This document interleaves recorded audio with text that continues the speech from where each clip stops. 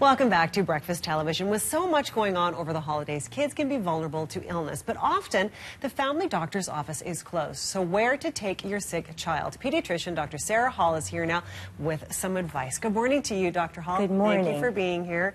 So really, the holidays really can be a tricky time, can't they? Yeah, these doctor's offices can be closed here and there. It's a bit spotty. And it can be tricky to know when and where to take your kids. For sure. And it really is cough and flu season, right? Like it's there's family and friends around. You're riding airplanes and breathing recirculated air. Yes. There's lots of viruses and infections. So what sort of illnesses do peak at this time of year? So what we're seeing this year right now is a lot of influenza A. And the influenza A that it is H1N1. Oh. And it peaked really early. Usually it runs between November and April, but this year it started quite a bit early. Oh, okay. But what's amazing is actually across Alberta, 1 million doses of the flu shot have been given. Oh, this is good. And it covers specifically that strain. Oh, okay. So it's a good match this year. Yeah. So if you haven't already, get that flu shot.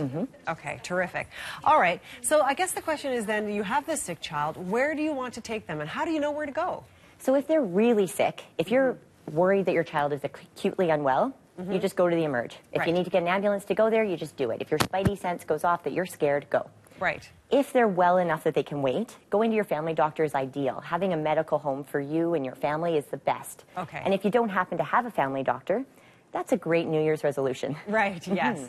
But the tricky thing is right in the middle, where your kid's been sick for a few days.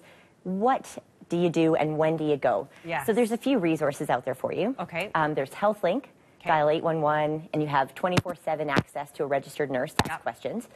There's the Alberta Children's Hospital HEAL website. Yes. And I really like this website. It's on the Alberta Health Services page, so www.ahs.ca/HEAL, H-E-A-L. Yep. And on it they have a whole bunch of diagnoses and how to manage things at home. It's to empower families to be able to do that, and then what things to look for to send you into hospital. Right. So things like nosebleeds, head injuries, wheezing, barky cough. It's very well done, actually. Written by Emerge Docs for you. For you. Okay, terrific. And then, so why don't we run through some of those symptoms that are really sort of the red flags where you're like, okay, you know what? This is something that really needs to be addressed quickly. So these red flags are good just to have in your back pocket. So things like if your child's lethargic, sleepier than usual, you got to go. Okay. If they're having trouble breathing, like sucking in from in their neck or in between their ribs. Fevers that have lasted more than 5 days, or neck stiffness, particularly with fevers. Or if they're at the risk of dehydration, decreased urine output, or if their urine gets really concentrated, those would be things to worry about. Okay. If they are blue around their lips.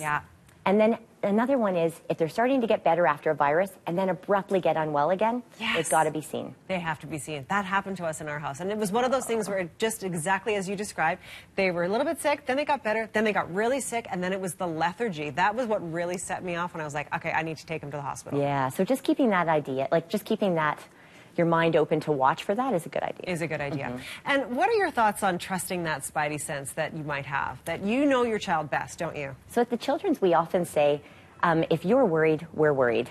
Because there's something about the fact that parents know their kids better than anybody. And if they know that their child's not quite right, we've got to take that very seriously. Okay, all right. So those are some things to keep in mind. And if you've got some advice for parents, just in general, when it comes to the holidays, there are those illnesses, as you mentioned, the influenza. RSV is also one that really peaks during the holidays. What can parents do to keep in the back of their mind over the holidays? So for little babies, keeping them away from big crowds, maybe especially less than 3 months, it's worthwhile. For older kids, making sure that you teach kids to wash their hands before and after they eat, or coughing or sneezing. And then just generally not necessarily exposing yourselves to very sick family members. Right, exactly. So just be aware of that when everybody's visiting. Perfect. Dr. Hall, thank you so much for being here. Thanks Great for advice, having me. as always. Nice to see you.